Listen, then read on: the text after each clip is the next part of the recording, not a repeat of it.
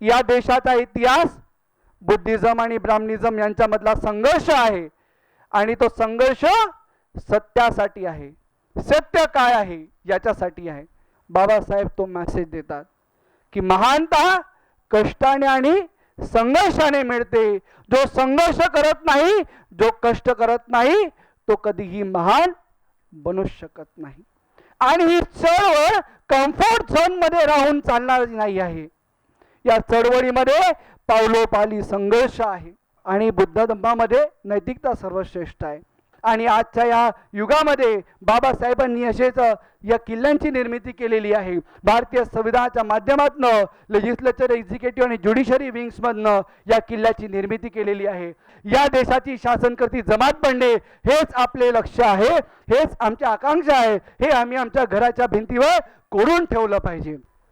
राजर्षी छत्रपती शाहूजी महाराज यांना आरक्षणाचे जनक सुद्धा म्हणतात. त्यांनी या देशामध्ये आरक्षणाचा कायदा लागू केला.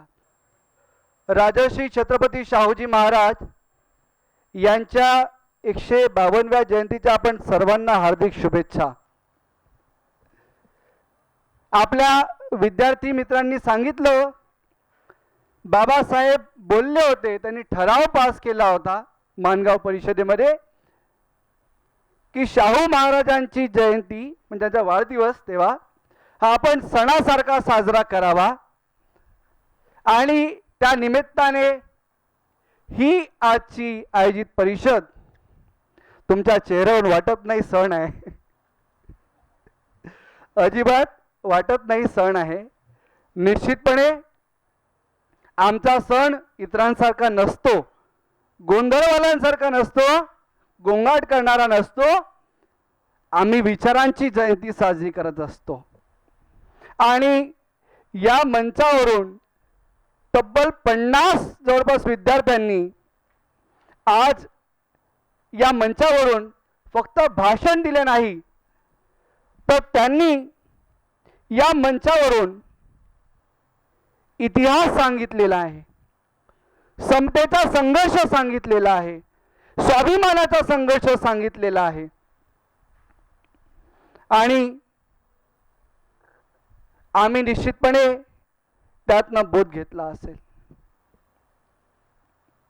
एक निश्चितपणे आज विद्यार्थी परिषद आहे, पण याच्या सुरुवातीस मी विद्यार्थी आणि पालक या दोघांसाठी एक लहानशी गोष्ट सांगू इच्छितो.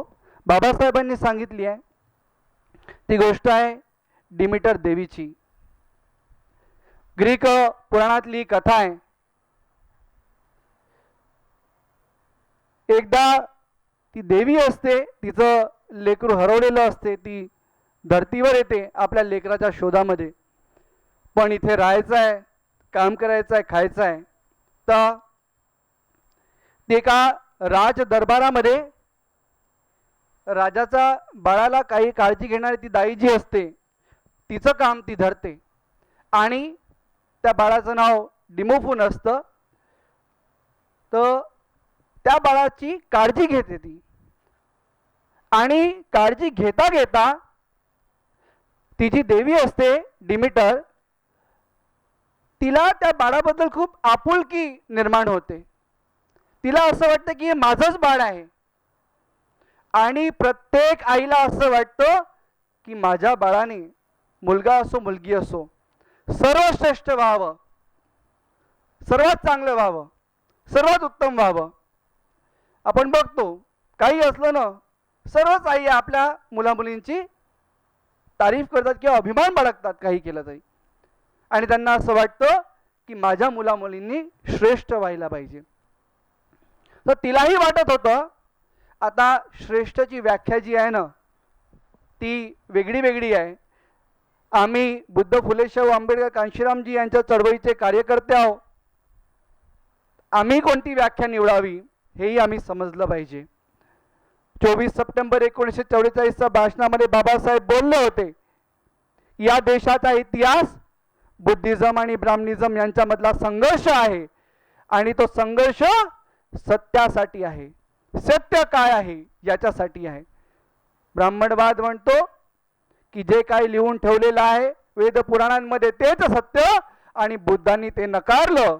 आणि बुद्ध म्हणतात की जे काही दश इंद्रियांवर तपासता येईल त्यालाच मी सत्य मानेल, बाकीच्या गोष्टीला सत्य नाही मानलं पाहिजे.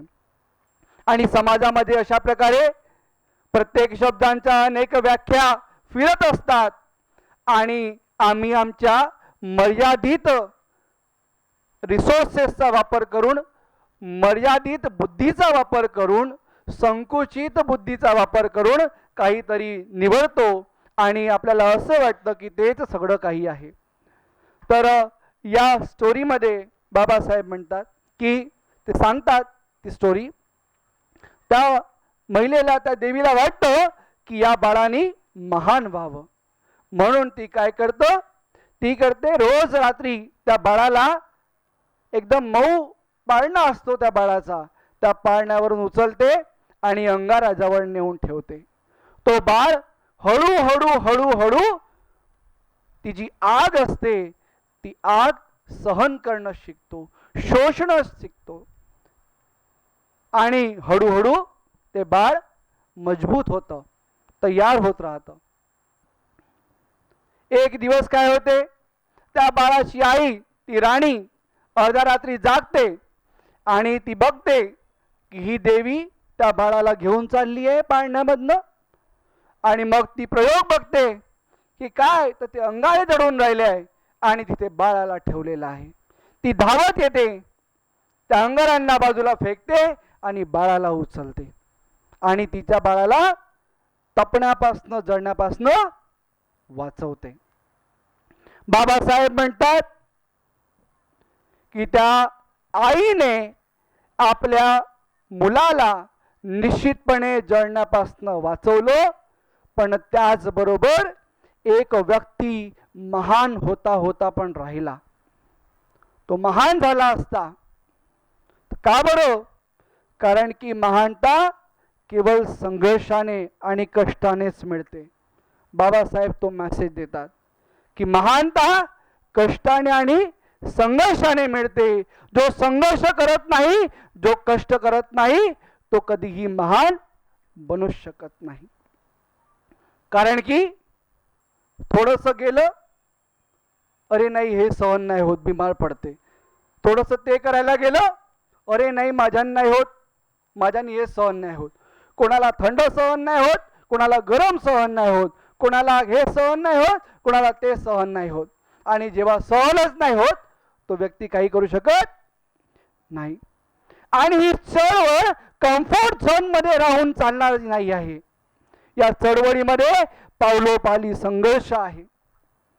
संघर्ष सर्व पहिले आपल्या स्वतःशी आहे. स्वतःचा संघर्ष आम्हाला स्वतःशी भांडावं लागते. आम्ही स्वतःशी जिंकतो. मग आमच्या घरच्यांची संघर्ष आहे. आम्ही कष्ट करायला लागतो, आमच्या आईचं मन दुखतं, आमच्या वडिलांचं मन दुखतं, आमच्या भावाचं मन दुखतं, आमच्या बहिणीचं मन दुखतं, आणि ते आमची समजूत घालण्यासाठी येतात. ते कमी पडतात तर बाकीच्या नातेवाईकांना बोलवतात. नातेवाईक आटोपले, मित्र आटोपले, त्यापुढे मग कसं बसा आपण पुढे निघालो तर पुढे आमचा समाज, तोच समाज ज्याला दिसतो आम्ही महान होताना, संघर्षात पुढे वाढताना, मग तो समजवायला येतो की असं नाही तसं नाही. आणि आपल्या समाजाला तोंड देऊन जेव्हा आपण पुढे जातो, मग कुठे पुढे विरोधकांचा सामना आपल्याला करावा लागतो. विरोधकांचा सामना इतक्या संघर्षानंतर करावं लागतं. आणि मग विरोधकांचा सामना करण्यासाठी आपल्यामध्ये अधिक शक्ती राहावी. त्यासाठी गरजेचं आहे की आपण तपलो पाहिजे. तपलो पाहिजे म्हणजे आग जाळायची तसं नाही, आपण संघर्ष आणि कष्ट करायला तयार राहिलो पाहिजे. कुठल्याही परिस्थितीमध्ये तयार राहिलो पाहिजे. आणि ती तयारी करण्यासाठी प्रेरणा आम्ही आमच्या महापुरुषांच्या जीवन संघर्षातनं घेतो. आम्ही बुद्धांच्या जीवन संघर्षातनं घेतो की त्यांच्याकडे सर्व काही होतं. ते एक राजकुमार होते, सर्व राजपाट सर्व काही सोडून ते निघाले आणि ते कधी इवळले नाही. आम्ही सम्राट अशोकांपासून जी प्रेरणा घेतो, ज्यांनी तलवारीचा बळावर एवढं मोठं राज्य निर्माण केलं, पण ती तलवार सोडायला एक वेळा त्यांनी विचार केला नाही. ज्या क्षणी त्यांना पटलं की या तलवारीच्या धारच्या बळावर जे काही मी राज्य निर्माण केलं त्याहून मोठं राज्य या विचारांचा बळावर निर्माण करण्याचं आहे. आणि म्हणून त्यांनी ती तलवार त्यागली आणि बुद्धांच्या विचारांनी त्यांनी जे राज्य तयार केलं आज आम्ही त्यांच्यासाठी त्यांना मानतो. तलवारीचा बळावर निर्माण केलेल्या राज्यासाठी आम्ही त्यांना मानत नाही. आम्ही फुलेंच्या जीवनातनं शिक्षा घेतो. कबीरांचा सुद्धा दोहा सांगितला मगाशी. काय म्हणतात कबीर? कबीरा खड़ा बाजार में लिए लुकाटी हाथ, जो घर फुके आपनो चले हमारे साथ. घरची चिंता करून स्वतःची चिंता करून या चळवळीला पुढे नेता येणार नाही. आणि म्हणून कबीर स्पष्ट म्हणतात की ज्यांनी आपलं घर फुंकलं तोच माझ्यासोबत चालू शकतो. परत बुद्धांचा मार्ग. भिक्खू संघ ज्यांनी घर सोडलं सर्व काही सोडलं तेच या चळवळीला पुढे वाढवू शकले. 40 अनुयायी तयार झाल्यावर बुद्धांनी जेव्हा विचार केला होता की आता ही चळवळ मी देशभर वाढवू शकतो, या सभागृहामध्ये उपस्थित 150हून अधिक लोक, काय आमच्यामध्ये तो आत्मविश्वास आहे का की आम्ही या चळवळीला देशभर पसरवू शकतो? ही विचार करण्यासारखी गोष्ट आहे.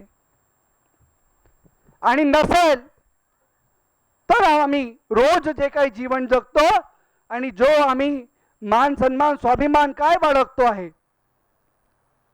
तो कशासाठी बाळगतो हा सुद्धा प्रश्न आपण पहिले स्वतःला केला पाहिजे. सामाजिक जीवनात येऊन काहीतरी बोलावं आणि वैयक्तिक जीवनामध्ये दुसरं वागावं अशामुळेच या चळवळीचा नासोडा झालेला आहे हेही आम्ही समजून घ्यायला पाहिजे. इतिहासामध्ये जेव्हा हा इतिहास भविष्यामध्ये जेव्हा हा इतिहास लिहिला जाईल तेव्हा या पिढ्यांचा उल्लेख कोणत्या भागाने केला जाईल, या चळवळीला पुढे नेण्यामागे की मागे नेण्यामागे, याही बद्दल आम्ही विचार करायला पाहिजे आणि त्या दिशेने मार्गक्रमण करायला पाहिजे. निश्चितपणे काहीच चाललो नाही आहे असं नाही आहे. आम्ही तुलनेमध्ये बरेच चाललो आहे, पण जेवढं आमच्या महापुरुषांनी आम्हाला चालायला सांगितलं करायला सांगितलं त्या तुलनेमध्ये बघितलं तर फारच कमी चाललो आहे. जब जागो तब सवेरा म्हणतात ना, तर आम्ही जेव्हा कळलं तेव्हापासून आम्ही करायला पाहिजे ही आमची नैतिक जबाबदारी आहे. माहिती पडल्यानंतरही मग तसंच वागणं हे त्याला नैतिकता नाही म्हणणार न. आणि बुद्ध धम्मामध्ये नैतिकता सर्वश्रेष्ठ आहे. या सभागृहामध्ये विद्यार्थ्यांनी जी महापुरुषांची चळवळ आपल्या पुढे मांडली ती निश्चितपणे प्रशंसनीय आहे. ही विद्यार्थी परिषद सर्व बघणार आहे आणि हे सर्व बघितल्यावर जी या देशातले प्रस्थापित लोक आहेत ते काय विचार करत असतील याबद्दल एक छोटीशी स्टोरी आहे, मी तुम्हाला सांगतो. बाबासाहेबांनी जी स्टोरी सांगितली होती, एक लावीण असते, ते लावाचा फिमेल व्हर्जन लावीण असते ना, एका शेतामध्ये त्या लावीणनी घरटं बांधलं आणि त्या घरट्यामध्ये मग ती अंडी उभवली आणि बच्चे झाले. ते बच्चे आता काय की ते थोडेसे मोठे होतात ना, तर आवाज करायला लागतात आणि मग कुणाच्याही नजरेमध्ये येण्याची शक्यता असते आणि मग त्यांचा जीव धोक्यात जातो. तर ती लावीण काय करते ना, ती दिवसभर आपल्या चिलापिलांसाठी काहीतरी खायला आणायला जाते. तर ती जाताना तिच्या चिलापिलांना सांगते की तुम्ही दिवसभर चुपचाप राहायचं घरट्यामध्ये, काही आवाज करायचा नाही आणि कोणी आलं तर कोण काय बोलते हे ऐकायचं आणि मला रोज सायंकाळी सांगायचं. ते चिलेपाले म्हणतात हो ठीक आहे आम्ही सांगू. मग एक दिवस शेतकरी येतो. आता ते शेतकरी येतो आणि म्हणतो, दोघं जण येतात बाप लेक, आता हे पीक जे आहे म्हणते पूर्ण आता पिकलं आहे आणि याच्या फांद्या ज्या आहेत ना त्या अशा पूर्ण वाकायला लागल्या आहेत. आता वेळ आली आहे की आपण हे पीक आता कापावं. तर कसं करावं? मग एक काम करून म्हणे आपले नातेवाईक आहे ना आपण त्यांना बोलवू आपल्या मदतीला. ठीक आहे म्हणते. मग सायंकाळी ती लावीण येते परत आणि ती लावीण आपल्या चिल्लापिल्लांना विचारते. तर ते सांगतात की आई आज ते शेतकरी आले होते, काय म्हणत होते रे? तर त्यांनी म्हटलं की आता पीक जे आहे ते वाकायला लागलं आहे आणि म्हणून आपल्याला पीक कापायला पाहिजे. मग काय? तर मग ते म्हणाले की आम्ही मदतीला आमच्या नातेवाईकांना बोलवू. आई म्हणते ठीक आहे ना, ते नातेवाईक काही मदतीला येणार नाही, तुम्ही काही चिंता नको करा. दुसऱ्या दिवशी परत येतात ते शेतकरी त्याचा मुलगा आणि ते म्हणतात अरे हे नातेवाईक लेखाचे आपले काही कामाचे नाही, कोणी आलं नाही मदतीला. आता आपण एक काम करू, आपण आपल्या शेजारच्यांना बोलवू आणि उद्या आपण पीक कापू. परत दुसऱ्या दिवशी आई येते सायंकाळी, विचारते काय झालं आज, काय बोलले? म्हणे आज परत आले होते दोघंही आणि काय बोलले की माझ्या शेजारच्यांना बोलवतो मदतीला आणि उद्या पीक कापू. ती लावीण म्हणते तुम्ही काही चिंता नको करा, हे शेजारी काही मदतीला येणार नाही. तसंच होते. दुसऱ्या दिवशी परत येतात शेतकरी आणि त्यांचा मुलगा, पण ते हे नातेवाईक काही कामाचे नाही आणि शेजारी काही कामाचे नाही. आता काय? मग ते म्हणतात आता आपल्याकडे एकच उपाय उरलाय बाबा. शेतकऱ्याला म्हणतो काय रे बेटा? म्हणे आता आपल्याला स्वतःलाच करावं लागते. ती लावीण सायंकाळी येते आणि जसं त्या चिलांनी सांगितलं चिला पिलांनी, आई ते शेतकरी आज बोलले की आता हे कोणी काही मदतीला येणार नाही, आता आपल्यालाच उद्यापासून स्वतः कापावं लागते. तेव्हा ती लावीण म्हणे की बाळांनो आपला वेळ आला, आत्ताचा आत्ता इथून निघा आणि दुसरं घर बघा. येत्या 10 वर्षामध्ये आपल्याला दुसरं घर शोधावं लागेल. कारण की आता या विद्यार्थ्यांनी निश्चय केलेला आहे की हे याच्या त्याच्यावर विश्वास करून राहणार नाही. आता हे स्वतः कामाला लागतील, हे स्वतः महाराजा जगा काबीज करतील, हे स्वतः या देशाचे शासक बनतील आणि बाबासाहेबांनी जे काम करायला सांगितलं ते हे सर्व विद्यार्थी येणाऱ्या काही वर्षांमध्ये स्वतः करणार आहे. आणि म्हणून वेळ आलेली आहे की आपण आपलं घर बदलवावं आणि निश्चितपणे बोलतो आहे तसे कामही करण्याची गरज आहे. हे काही पहिलं वर्ष नाही आहे, अनेक वर्षांपासून या विचारधारेला पुढे नेण्यासाठी काम सुरू आहे. ॲडव्होकेट अतुल पाटील सर स्वतः त्यांनी सर्वस्व या चळवळीला पुढे नेण्यासाठी समर्पित केलं आहे. फुल टाइम ते काम करतात. अश्विनीताईंनी फुल टाइम सारखंच काम आहे. असे अनेक आणखी कार्यकर्ते आहेत जे फुल टाइम सारखे काम करतात. सर्वांची नावं घेणं शक्य नाही, पण चळवळीला जोपर्यंत हे सगळं मिळत नाही तोपर्यंत चळवळ पुढे वाढत नाही. आता फुल टाइमरचं नाव घेताना कमी नावं येतात, पण ज्या दिशेने तयारी सुरू आहे त्या दिशेने अशीच वाटचाल सुरू राहिली तर निश्चितपणे तो दिवस यायला वेळ लागणार नाही ज्या वेळेस बाबासाहेबांना अपेक्षित समाज या देशामध्ये निर्माण होईल. आम्हाला या देशामध्ये महाराजा जागा काबीज करायचा आहे आणि त्यासाठी आम्हाला अधिकारांच्या जागा ज्या काबीज करायच्या आहे त्यासाठी आम्हाला शिक्षण सुद्धा घ्यायचं आहे. पण मित्रो, बाबासाहेबांनी आम्हाला म्हटलं शिका, संघटित व्हा, संघर्ष करा, आत्मविश्वास बाळगा, धैर्य सोडू नका. त्याचबरोबर बाबासाहेबांनी काही धोक्याचे इशारे सुद्धा केलेले आहे, तेही आम्ही विसरता कामा नये. आम्ही विसरता कामा नये की बाबासाहेबांनी आम्हाला म्हटलं आहे की शिकलेल्या माणसाची मला जशी भीती वाटते तशी तुम्ही ही बाळगली पाहिजे. कारण की शिकलेला व्यक्ती हा हिंस्र पशुपेक्षा काही कमी नसतो. आणि म्हणून शिक्षणासोबत शिलाला अधिक महत्त्व आम्ही दिलं पाहिजे. शिक्षणापेक्षा जास्त आम्ही शिलाला महत्त्व दिलं पाहिजे. लहानपणापासनं आमच्या मुलांचं चरित्र घडवण्याचं काम जे आहे ते आम्ही प्रामुख्याने केलं पाहिजे.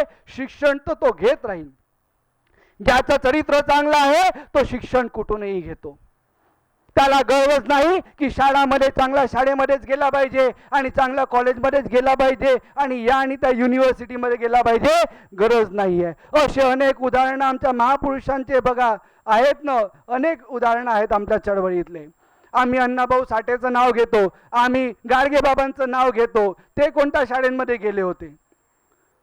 पण तेही तर साहित्य सम्राट आणि गाडगेबाबा, त्यांना त्यांच्या नावावर जे कधी शाळेत नाही गेले त्यांच्या नावावर त्यांच्या जीवनावर आज PhD होते आणि युनिव्हर्सिटीचे नावं त्यांचे ठेवलेले आहे. आणि म्हणून ज्याला शिक्षण घ्यायचं आहे, ज्याच्यामध्ये शील आहे, तो कुठेही वाट पाहणार नाही की कोणी येऊन मला शिक्षण देईल. तो स्वतः आपले मार्ग बनवतो आणि स्वतः पुढे जातो. ते बाबासाहेबांनाही केलं आम्हाला दिसत आहे की बाबासाहेबांनी आपले मार्ग बनवले, ते काही डिपेंडंट नाही राहिले. कारण की त्याही काळामध्ये ज्या इंग्रजांच्या शाळांमध्ये शिक्षणाची संधी होती ती काही फक्त बाबासाहेबांसाठीच उपलब्ध होती असं नाही आहे, ती काही फक्त फुलेंसाठी उपलब्ध होती असं नाही आहे. सगळ्या ओबीसींसाठी होती आणि मग सर्व स्पृश्यांसाठी होती. पण ज्याला करायचं असतो तो बरोबर करतो. ते चरित्र निर्माण करण्याचं काम जे आहे ते आम्ही केलं पाहिजे. आम्ही आई वडिलांनी पालकांनी केलं पाहिजे. बाबासाहेब सुद्धा त्यांच्या वडिलांना शेवटी नंतर धन्यवाद देतात. ते म्हणतात की मला माझे वडील मारून उठवत होते आणि जोपर्यंत मी झोपून उठत नव्हतं सकाळी तोपर्यंत ते स्वतः झोपत नव्हते. मला त्यांनी लहानपणापासून इतकं वाचनाची सवय टाकली आणि म्हणून ते रोज एक एक पुस्तक ते रोज वाचायचे आणि विद्यार्थ्यांना म्हणायचे की तुम्ही अर्धा एक पुस्तक वाचायचा सराव दररोज केला पाहिजे आणि ते करूनच आपण पुढे वाढू शकू. म्हणून आम्ही शिक्षण ग्रहण केलं पाहिजे. आम्ही माराच्या जागा काबीज केल्या पाहिजे. कारण की माराच्या जागा या कशा असतात आम्ही हे समजून घेतलं पाहिजे. या अधिकाऱ्यांच्या जागा त्या असतात जिथनं आपण शत्रूंच्या सैन्याची टेहाळणी करू शकतो. कारण की कुठलाही राजा जो असतो ना, त्या राजाचा जोपर्यंत किल्ला काबीज होत नाही तोपर्यंत त्या राज्याचं राज्य गेलं असं म्हणता येत नाही. कारण की त्या किल्ल्यावरून त्या संपूर्ण राज्याची देखरेख करता येतं, टेहाळणी करता येतं आणि शत्रूंवर मारा करता येतं. आणि आजच्या या युगामध्ये बाबासाहेबांनी असेच या किल्ल्यांची निर्मिती केलेली आहे. भारतीय संविधानाच्या माध्यमातून लेजिस्लेचर, एक्झिक्युटिव्ह आणि ज्युडिशरी विंग्समधनं या किल्ल्याची निर्मिती केलेली आहे. आणि त्या किल्ल्यांमध्ये आम्हाला सर्वांना जायचे आहे. असं गरजेचं नाही आहे की मी इथे नाही बोलणार की आम्ही नाही सांगणार तर जाता नाही येणार. बाबासाहेबांनी आरक्षणाची तरतूद जी करून ठेवली आहे त्या माध्यमातून निश्चितपणे अनेक लोक जातात. पण शेवटी बाबासाहेबांनी म्हटल्याप्रमाणे पढे लिखे लोगों ने धोखा दिया अशी स्थिती निर्माण होते. म्हणून आम्हाला त्याची दक्षता घ्यायची आहे की आमच्या हातून असं काही होऊ नये की असं काही बाबासाहेबचं राज असते तर किंवा त्यांनी ज्या धोकेबाज लोक त्यांना म्हटलं आहे तर त्या व्याख्येमध्ये आम्ही मोडू नये याची दक्षता सुद्धा आम्हाला घ्यायची आहे. बाबासाहेब आम्हाला 15 ऑक्टोबर 1956 म्हणाले होते की आम्हाला पोटाचे पाईक बनायचं नाही आहे. तरुणांनी पोटाचे पाईक बनू नये. आपल्या कमाईचा निदान 20वा हिस्सा तरी समाज कार्यासाठी द्यावा. निदान म्हटलं हे काही निदान म्हणजे मिनिमम असतं, पण आपल्याला तर मॅक्झिमम पाहिजे. आमच्याकडे पैसा असतो तोही आम्ही इन्व्हेस्ट करतो कारण की आम्हाला मॅक्झिमम रिटर्न मिळालं पाहिजे. तर आम्ही सगळ्या गोष्टी जेव्हा पाहिजे आहे तेव्हा मॅक्झिमम करतो आणि जेव्हा द्यायची वेळ आली तेव्हा आम्ही का बरं मिनिमम करतो याचा सुद्धा आम्ही विचार करायला पाहिजे आणि आमच्या कृतीतही तो बदल आणला पाहिजे. कारण की आज आम्ही जितकं जास्त इन्व्हेस्ट करू उद्या आमच्या येणाऱ्या पिढ्यांना तितकंच जास्त रिटर्न मिळेल हे आम्ही समजून घेतलं पाहिजे. सर्व काही आमच्याच घरी येईल, आमच्याच मुलाला मिळेल अशा जर भावनेने आम्ही काम करू तर तसं करून चालणार नाही. कारण की बाबासाहेबांनी जेव्हा विचार केला की माझं 4 लेकरे गेली तरीच काही पर्वा नाही, ही करोडो लेकरं माझी लेकरं आहे, यांच्यासाठी मला काहीतरी करायचं आहे, यांना माणुसकीचं जीवन जगता यावं यासाठी मला संघर्ष करायचा आहे. हे बाबासाहेबांनी विचार केला तेव्हा कुठे आज तुम्ही आम्ही कालचे फाटके आज सुटाबुटात आलेलो आहे आणि जितकं काही मान सन्मान आता जीवन आम्ही व्यतीत करत आहे ते त्या विचारांमुळे आहे. आमची जर संकुचित बुद्धी आम्ही वापरली तर आमच्या येणाऱ्या पिढ्या परत लंगोटीवर आल्याशिवाय राहणार नाही आणि त्यांच्या गळ्याला गाळगं आणि कमरेला फळं आल्याशिवाय राहणार नाही. हा धोक्याचा इशारा बाबासाहेबांनी स्वतः मला तेव्हाही दिला होता की पेशवाई परत आल्याशिवाय राहणार नाही. फक्त बाबासाहेबांनी भारतीय संविधान दिलं म्हणून आम्ही सुरक्षित आहोत आणि आमचं काही होऊ शकत नाही ही आपण चुकीची भावना आपल्या मनामध्ये जर बाळगली असेल तर आम्ही ती आमच्या मनातनं काढून टाकावी. आज या भारतीय संविधानाचं अंमलबजावणी होऊन 76 वर्ष लोटून गेल्यावरही आज आमच्या विद्यार्थ्यांना ही गरज पडत आहे. गरज नसली तरी आम्ही झाकू पण आजही आम्ही महाभारतामध्ये आणि आम्ही रामायणामध्ये शिरतो. एकलव्य आणि शंभुकांसारखे उदाहरणं शोधतो आणि त्या इतिहासापासून आम्ही काहीतरी सबक घेतो. आम्ही इथनं धडा शिकतो की कशा प्रकारे आम्हाला वागायचं नाही आहे आणि कशा प्रकारे आम्हाला वागायचं आहे. जे इतिहासामध्ये आमच्यासोबत घडलं आहे त्याची पुनरावृत्ती होऊ नये यासाठी आम्ही दक्ष राहिलं पाहिजे आणि म्हणून आम्हाला महाराष्ट्रात जागा काबीज करायची आहे. फक्त नोकऱ्यांसाठी किंवा सवलतींसाठी आमचा लढा नाही आहे. हे 24 सप्टेंबर 1944 भाषणामध्ये बाबासाहेब स्वतः म्हणतात की आपले उद्दिष्ट काय आहे ते आम्ही नीटपणे समजून घेतलं पाहिजे. या देशाची शासनकर्ती जमात पडणे हेच आपले लक्ष्य आहे, हेच आमची आकांक्षा आहे. हे आम्ही आमच्या घराच्या भिंतीवर कोरून ठेवलं पाहिजे. 16 मे 1938 बाबासाहेब बोलले होते की मला तुमच्यापैकी या देशातला प्राईम मिनिस्टर झालेला बघायचा आहे. मला मुठभर भटजींचं किंवा शेठजींचं राज्य नको आहे. आज आपण 2026 मध्ये उभे आहोत. ते म्हणाले होते ना की 90 वर्ष संघर्ष केल्यानंतर 100 वर्ष झाले तेव्हा त्यांना ही सक्सेस मिळाली. मी मगाशीही बोललो की ते लोक जर हे बघत असतील तर निश्चितपणे ते विचार करत असतील की आता त्यांना नवीन घर शोधावं. आपणही विद्यार्थ्यांनी आजच्या दिवशी तरी राजर्षी छत्रपती शाहूजी महाराज यांच्या जयंतीच्या निमित्ताने 152व्या जयंतीच्या निमित्ताने कोणते आपण ठरावतो फॉर्मली नाही मागवले तरी आपण पारित करून घ्यायला पाहिजे की 100 वर्ष व्हायचा पहिले आम्ही बाबासाहेबांचे शब्द पूर्ण करू. तुम्ही तयार आहात का या ठरावाला पास करायला? जे जे या ठरावाशी संमत असतील त्यांनी आपले हात वर करावे. आता ज्यांनी ज्यांनी म्हटलं की हो ये चीज तो हमको चाहिए, आता त्यांनी त्यांनी मी तर नाही मागेल पण निदान स्वतःशी कमिटमेंट करावं की त्या खुर्चीसाठी जी किंमत चुकवावी लागते ती मी चुकवेल. आपल्यामधला प्रत्येक चुकवेल. कारण की कुठली गोष्ट फुकटात मिळत नाही. किंमत चुकवावी लागते. जेवण करायचं आहे तर किंमत चुकवावी लागते. गाडी घ्यायची आहे तर किंमत चुकवावी लागते. सगळ्या गोष्टीची किंमत चुकवावी लागते. आपण तयार असतो ना आणि नसलं तर लोन घेऊन करतो. नाही करत का? एवढी क्रेडिट होती का? गळाला गाडगणी कमऱ्याला फडा. आज लाखोचं करोडोचं लोन कोणामुळे मिळतं?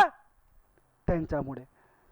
आणि म्हणून त्यांनी शब्द जो दिलेला आहे आम्हाला 100 वर्ष पूर्ण व्हायचा पहिले आम्ही बाबासाहेबांचा शब्द पाळू. ही जनरेशन तरी पाळू. ही प्रतिज्ञा आम्ही स्वतःशी केली पाहिजे आणि त्या दिशेने वाटचाल केलं पाहिजे आणि किंमत चुकवायला आम्ही तयार राहिलं पाहिजे. आणि आता असं नाही म्हणायला पाहिजे की मीच बनेन ना मीच बसेन त्या खुर्चीवर.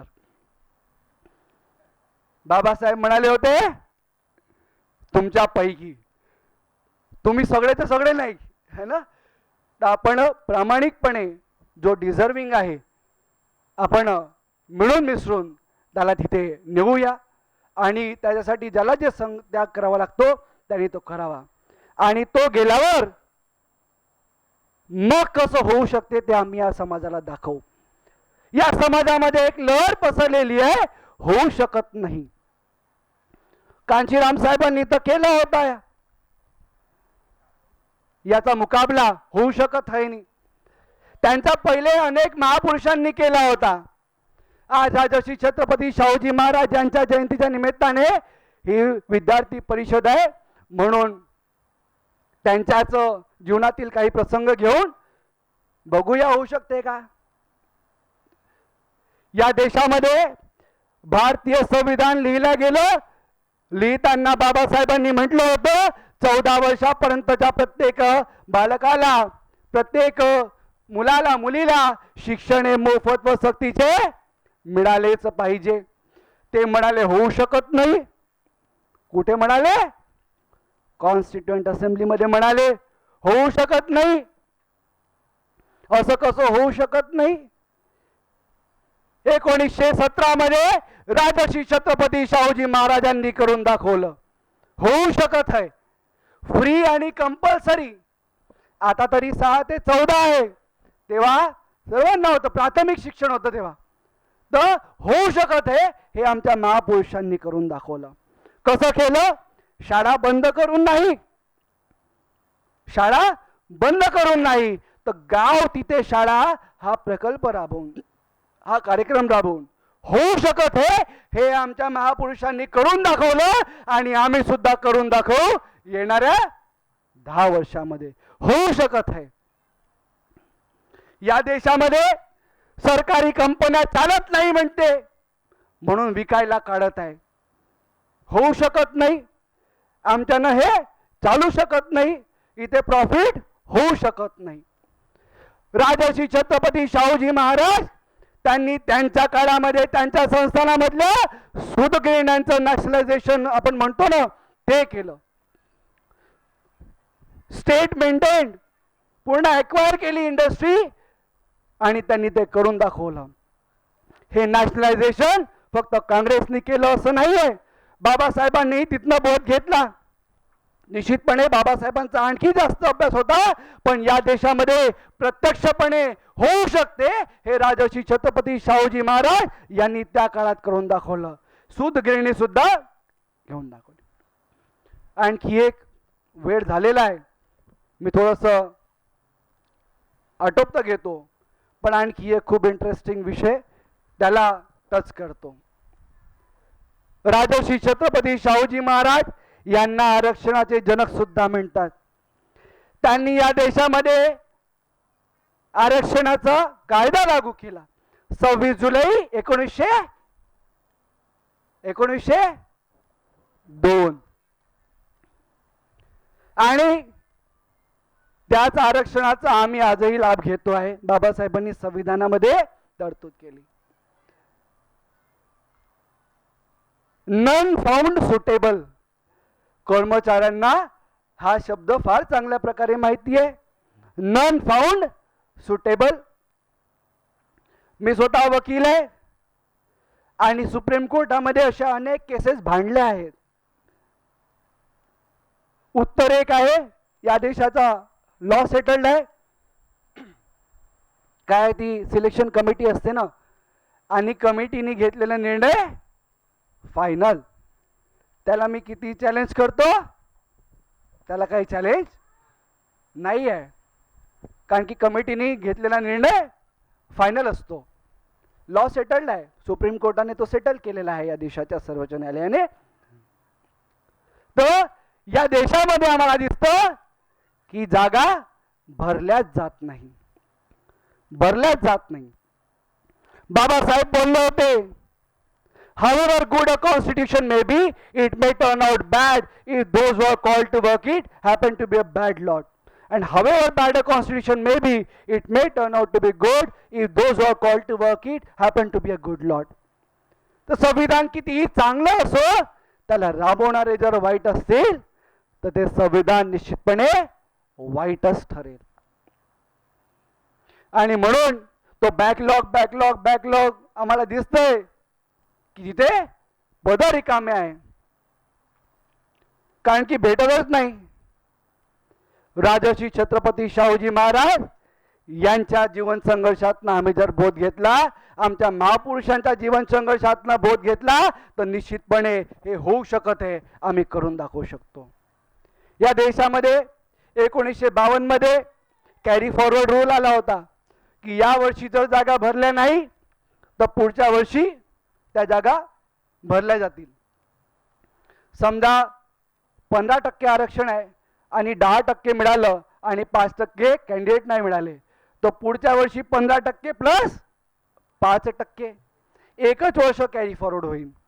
ते मग पुढे 54 मध्ये 2 वर्ष झाले आणि 56 मध्ये सुप्रीम कोर्टाने त्याला रद्दच करून टाकलं. मग पार्लमेंटने परत अमेंडमेंट केली, ते सगळं सुरू असतं. पण अल्टिमेटली आता आहे, पण त्याच्यावर कॅप आहे, लिमिटेशन्स आहे. जातीवर आधारित आरक्षणाचं लिमिटेशन्स आहे 50%. आमचं कॅरी फॉरवर्ड करायला 1% वाचत नाही, 1% वाचत नाही. राजर्षी छत्रपती शाहूजी महाराज यांच्या जीवन संघर्षातनं आणि त्यांनी केलेल्या कार्यातनं आम्ही बोध घेऊ तर हे होऊ शकते. जोपर्यंत संस्थानामध्ये 50% मागासवर्गीय होत नाही, एकही त्यांना घेणारच नाही, एकही नाही घेणार त्यांचा, बिलकुल नाही.